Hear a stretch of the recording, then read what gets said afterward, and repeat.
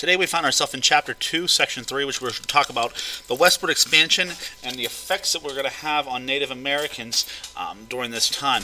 Diverse Native American cultures share a common thread. They see themselves as part of nature, and what they do is they view that their lives are all interconnected, and every part of this needs to be celebrated and used to a way. Things like buffalo, when they kill buffalo, they use the hide, they use the meat, they use the bones. Every aspect of it must be used and respected. By contrast, many of the white men and the African Americans who were coming from the South viewed the land as a resource, a way to create wealth, personal wealth, and own something that they never had before. So these two differing views, what's going to happen is they're going to conflict totally.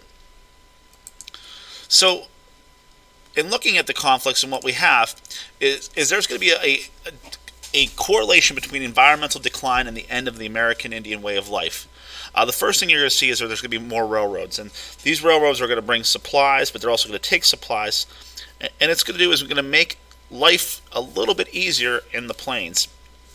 You're going to see population centers start to produce cities that are going to have all the things that they need, like barber shops and grocery stores that are going to make everything good. So having the more settlers there means that the lands that we knew of the Native Americans at this time are no longer going to exist as they were. These settlers are going to create things like barbed wire and prairie fences and grasses.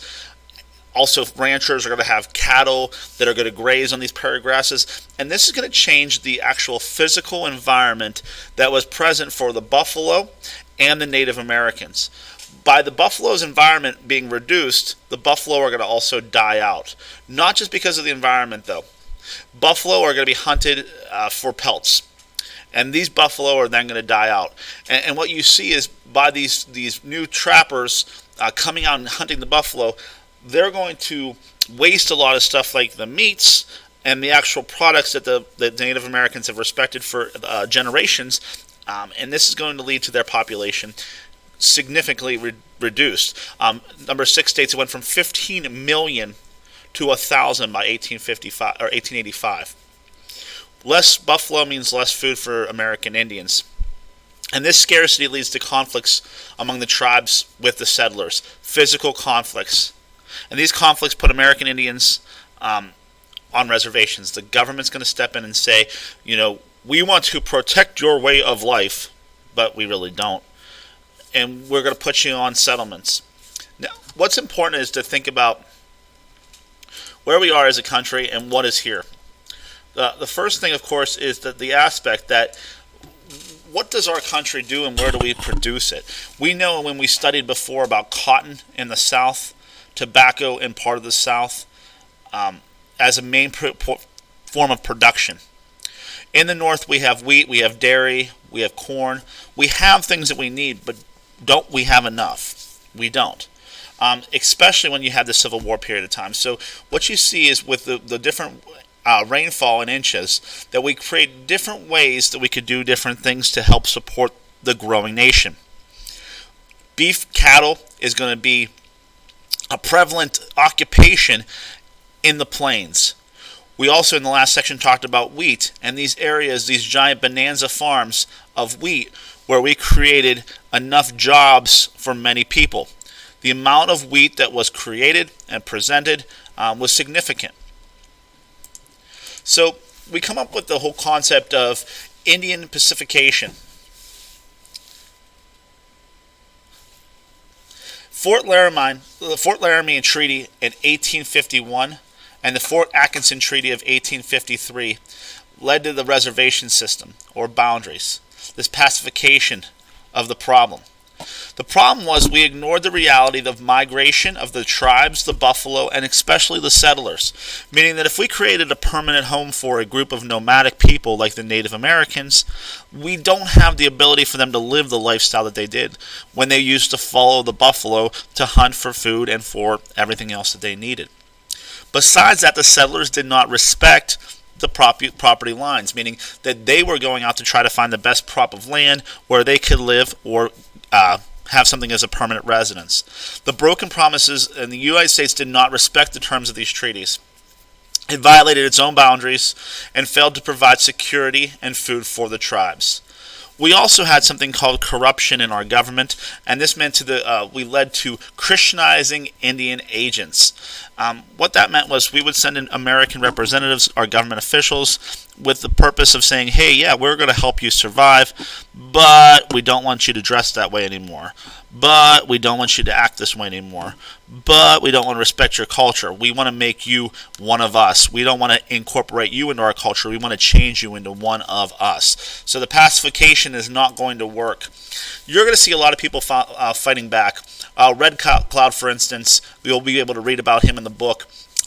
His delegation of 1868. Now, Red Cloud was a famous Oglala Sioux. He visited President Grant in the White House to argue his people's rights to trade at Fort Laramie. His clothing, unlike other traditional Native American dress and other chiefs, reflected his desire to negotiate with whites on equal terms, meaning that he was willing to change a little bit in order to kind of give in to this. Now, he's going to be known for one of the largest, he was in charge of one of the largest massacres of American soldiers in Fetterman, which is going to be about 81 American soldiers are going to die. So you're going to see that there is a respect factor, but obviously the fact that Red Cloud was willing to change and dress in a respectful manner towards the whites shows that he was trying his hardest to make sure that he knew that he felt that they were equal. Now, this is a good map to show you the different reservations that are existing in today's society. The first one, the whole idea was we were going to put everybody in the Indian Territory, and that was going to be down here towards Oklahoma and Texas. What this was going to be where we planned on putting everybody. But reality is everything was spread out so much because you had the Navajo here, you had the Sioux up here, you have the Crow up here. A lot of different groups that didn't necessarily get along. They're individual group tribes had different cultures and different worlds. So the fact that they were so spread out, when the white man was moving to the west, they didn't respect those boundaries, and it led to those different conflicts that we're going to see. The government says we're going to promise you things, but of course this leads to many broken promises. To summarize this section, American Indians during the post-Civil War era are 1, pressured by encroaching settlers to lose land, and it's going to have a decline in game. Number 2, there's going to be broken treaties and corrupt government Indian agents. And number 3, this results into an armed conflict and armed struggle that is going to be prevalent throughout this course of this time. So in 1868 to 1890, in the book, you are going to read a full section about the period of Indian Wars. And these are just going to be different conflicts or small battles or large-scale battles that are going to change the way we look. And ultimately, we're going to defeat the Indian and push them back to places where they weren't as significant to what we had as a goal as an American country, which was to take over the lands from Pacific to the Atlantic Ocean. Significant on there, which we talked about in the introduction to the chapter, is number 4. Colonel Custer created the gold rush to the Black Hills in South Dakota. It scared the Sioux. Custer thought, well, his infantry was going to be the strongest, but Sitting Bull was going to destroy Custer's command at Little Bighorn. And by the fact that the American Indians are going to be defeating the American Army responds by getting bigger and bigger, sending more and more people in to stop this resistance from happening. So, again, significant battles that we'll talk about through the readings, and you will talk about afterwards. Another significance that we're going to talk about is the whole idea of civilizing these Indians. The terms assimilation and Americanization, contrast to in the South where it was segregation, it's going to be very similar. We don't believe that at this time that the Indians' culture is going to be able to be assimilated, so we need to destroy everything that they know, and what we need to do is rebuild them as new men. An example is in 1979, we have the Carlisle Indian School, which is going to happen in Carlisle, Pennsylvania. Here, their motto was, kill the Indian, save the man. In reality, what they were saying is we need to kill off the culture, we have to kill off their beliefs, we crush all their beliefs, and they're just going to be a part of our society, just like the African Americans. They're not respected, they don't have the rights, but we need to make sure that they're able to communicate with us. They're going to separate children from tribes, and they're going to educate them in English and in the white man's way. 1877 Dawes Act is going to force assimilation. The goal here was to reward good behavior with land, meaning that if these Indians would just do what we asked them to do, then we were going to respect them and then we're going to give them back. The details were 160 acres per individual with a title and citizenship in 25 years if they have good behavior. The immediate effect is it's going to destroy tribal organizations and all of their power. So people are forced to work as individuals instead of as large groups. Native Americans are going to lose about 50% of their tribal land to the white man, meaning that they didn't think they were going to give up that much, but they gave up a lot. The population is going to rise after the 1890s, and what you're going to see is with all these settlers coming in, that they're going to create their own governments and ways of life in the area, and the Indians are going to be forced to either to put up or shut up. In 1890, which is going to be the conclusion of the Indian Wars, we're going to have the battle at Wounded Knee. And I'm going to show you an example of what the ghost dance actually was. Sort of like a prayer ritual in nature. This kind of summarizes everything. The whole world is coming. A nation is coming. A nation is coming. The eagle has brought a message to the tribe. The Father says so. The Father said so. The whole world, they're coming. The buffalo are coming. The buffalo are coming.